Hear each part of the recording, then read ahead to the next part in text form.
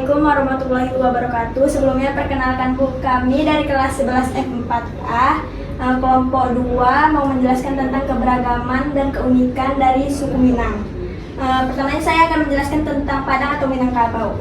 Padang atau Minangkabau itu adalah suku mayoritas yang berada di wilayah Sumatera Barat. Hal-hal yang perlu kita ketahui dari suku Padang atau Minangkabau, yang pertama itu suku Minang berasal dari dua suku utama, yaitu suku Kotopiliang dan suku Bodi Sanyago. Yang kedua, suku Padang itu memiliki bahasa daerah yang disebut dengan bahasa daerah Minangkabau. Yang ketiga, suku Padang itu memiliki sistem kekerabatan matrilinear yang garis keturunannya itu ditarik dari garis ibu.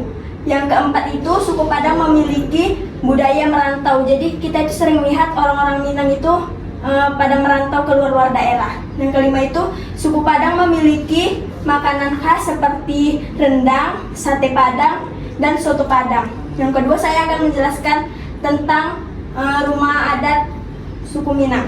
Rumah adat ini tuh disebut dengan rumah gadang. Keunikan rumah gadang itu memiliki kayak seperti berbentuk trapesium terbalik, kemudian berbentuk gunung seperti tanduk kerbau, dia itu memiliki kolong yang berfungsi untuk melindungi dari hewan-hewan buas. Selanjutnya bakal dijelaskan dengan rekan saya. Baik, sebelumnya perkenalkan, nama saya Faisal Khan. Di sini saya akan menjelaskan tentang pakaian adat suku Padang. Yang pertama itu ada namanya baju kurung. Di mana baju kurung tradisional Minangkabau ini itu memiliki potongan longgar dan berlengan panjang dan melebar di bagian bawahnya. Lalu yang kedua itu ada namanya baju bundo kanduang, yang dimana baju bundo kanduang ini, pakaian ini disebut namanya limpapeh rumah nan gadang, yang artinya tiang tengah rumah gadang, yang dimana ini memiliki hiasan kepala pada pakaian adat ini berbentuk seperti tanduk kerbau atau rumah gadang. Dan selanjutnya ada namanya baju koto gadang, yang mana baju adat ini tuh berwarna cerah dengan motif yang beragam dan biasanya dilengkapi dengan hiasan emas atau perak. Dan selanjutnya yang terakhir itu ada namanya baju Batabué. Baju Batabué ini memiliki model yang hampir mirip dengan baju kurung Aceh dan biasanya digunakan untuk acara pernikahan dan acara-acara adat lainnya. Mungkin bisa dilihat, ini salah contohnya baju-baju adat dari suku Minang. Dan selanjutnya saya juga akan menjelaskan tentang adat dan kebiasaan unik suku Minang.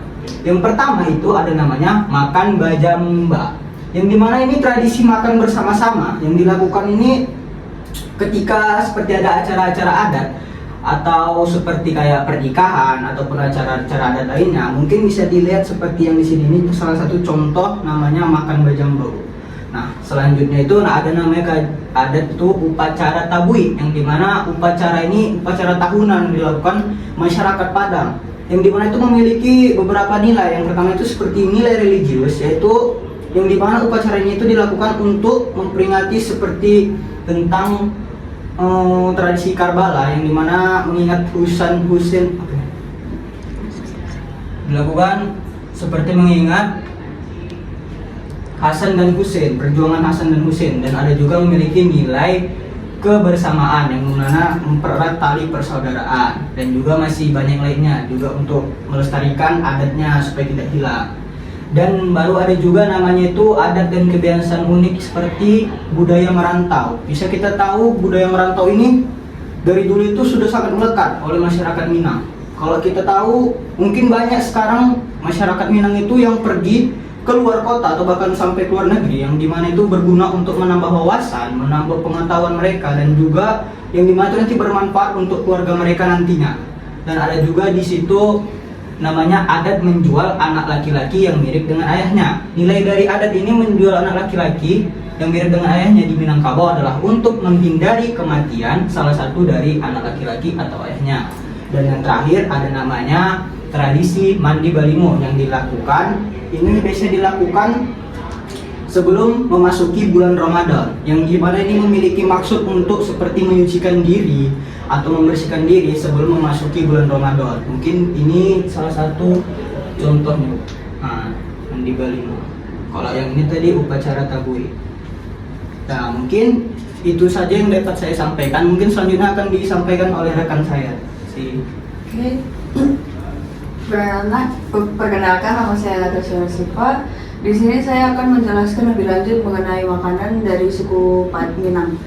Di sini saya akan menjelaskan tentang di sini ada rendang, sate padang, gulai paku, dadia, lompong sagu dan lamang golek. Dari rendang itu salah satu makanan khas Padang yang terkenal dengan racikan bumbu dan dagingnya. Kalau untuk sate Padang itu sate yang menggunakan bumbu kuning yang aromanya itu melekat. Kalau untuk gulai paku itu berbahan dasar dari sayur pakis yang atau bisa disebut dengan lontong. Lontong. Itu dibuat dengan bumbu santan. Untuk dadia itu makanannya itu fermentasi dari susu